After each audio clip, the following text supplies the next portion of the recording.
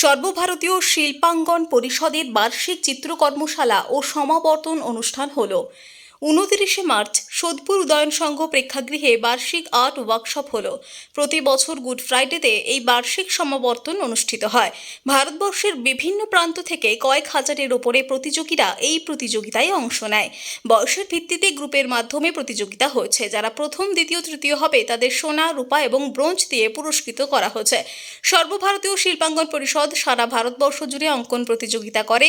সেই প্রতিযোগিতার final round হলো অঙ্কন প্রতিযোগিতায় বিচারক হিসেবে ছিলেন আর্টিস্ট বরুণ সাহা, অধ্যাপক মৃণাল কান্তি সরকার। ভারতবর্ষের বিভিন্ন প্রান্তে এদের অঙ্কন স্কুল রয়েছে। ভারতবর্ষের বিভিন্ন প্রান্ত থেকে আগত ছাত্রছাত্রীরা এই অঙ্কন প্রতিযোগিতায় অংশ নেয়। উদ্যোগ নিয়েছেন সর্বভারতীয় শিল্পাঙ্গন পরিষদের সম্পাদক প্রহ্লাদ পাল।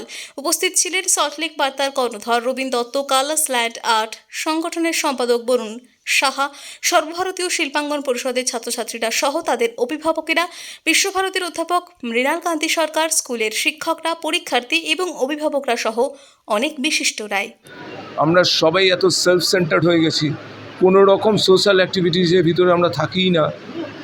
বরঞ্চ এটা এইরকম একটা প্ল্যাটফর্ম যেখানে মোবাইল ছেড়ে, অনেকে মোবাইল হাতে আছে কিন্তু মোবাইল দেখার সময় পাচ্ছেন না, অথচ বাচ্চাদেরকে নিয়ে একটা বিশেষ একটা অনুষ্ঠানে আছেন যেটাতে বাচ্চাদের ডেভেলপমেন্ট, এবং আমি বলবো বাচ্চাদের এবং গার্জিয়ানদের দুজনেরই আত্মিক উন্নতি হচ্ছে এই রকম একটা অনুষ্ঠান এবং এরকম সুন্দর একটা পরিবেশের মাধ্যমে। আমার মনে হয় এটা বারবার হওয়া দরকার। কনভোকেশন একবার না, বছরে দুবার হওয়া দরকার, হলে আরও বেশি ভালো হয়। আমার নাম মৃণাল কান্তি সরকার, আমি বিশ্বভারতীর অধ্যাপক। সর্বভারতীয় শিল্পাঙ্গন পরিষদ একটা আঁকার বোর্ড এবং অল ইন্ডিয়া ড্রয়িং কম্পিটিশন আমাদের দ্বিতীয় পার্ট। সর্বভারতীয় শিল্পাঙ্গন পরিষদেরই দুটো বিষয়। এটা সারা ভারতবর্ষব্যাপী প্রতিযোগিতা চলে। সেই প্রতিযোগিতার ফাইনাল রাউন্ডটা আজকে এখানে হচ্ছে। এটা শুরু হয়েছে সকাল 11টা থেকে। অফিস কাঠগোলা, তার উল্টো দিকে উদয়ন সংঘ ক্লাবটাই আমাদের একটা পার্ট অফিস, আর উল্টো দিকে ভবনে ব্যাংকয়েটে আমাদের অনুষ্ঠানটা প্রত্যেক বছর গুড ফ্রাইডের দিন। এটা ফিক্সড ডেট, আমরা এই ডেটে আমরা এই অনুষ্ঠানটা করি। আমাদের টোটাল পার্টিসিপেন্ট এবছর কয়েক হাজার আছে, কিন্তু তার মধ্যে থেকে সিলেক্টেড যারা আসতে পেরেছে এইখানে ফাইনাল রাউন্ডে, তারাই এখানে এসছে। সিলেক্টেড মানে হচ্ছে স্কুল অনুযায়ী সিলেক্টেড হয়, যতজন বসে সেই অনুযায়ী সিলেক্টেড হয়।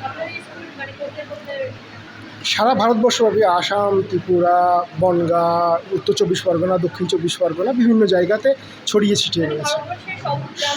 সব প্রান্ত থেকে এসছে।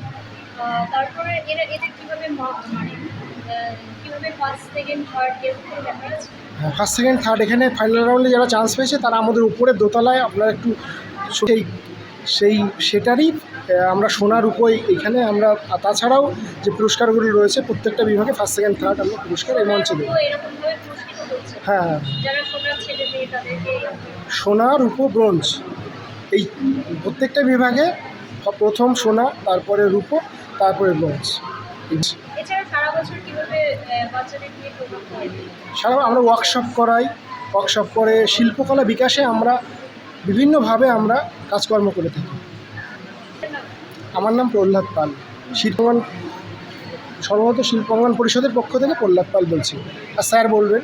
কোনো সংগঠন যদি চলে তার জন্য কিন্তু প্রথম দায়িত্ব নীতি সুষ্ঠুভাবে শৃঙ্খলতার সঙ্গে যদি কোনো প্রতিষ্ঠান চালাতে হয়, তার জন্য একদম ভালো সংগঠকের দরকার হয়। আমি মনে করি সর্বভারতীয় শিল্পাঙ্গন পরিষদের যে কর্ণধার অর্থাৎ প্রহ্লাদ পাল, ওর মতো এত গুণী এবং ভালো সংগঠক হয় না, যার জন্য আজকে দীর্ঘ কয়েক বছর ধরে এই সংগঠন খুব শৃঙ্খলতার সঙ্গে চলে আসছে। এবং আমি মনে করি যদি এই সংগঠনের সাথে যারা যুক্ত আছে তারা যদি তার ছেলেমেয়েদেরকে এই সংগঠন মানে সংস্পর্শে রাখতে পারে, আগামী দিনে তাদের ছেলেমেয়েরা কোনো একটা ভালো জায়গা পাবেই।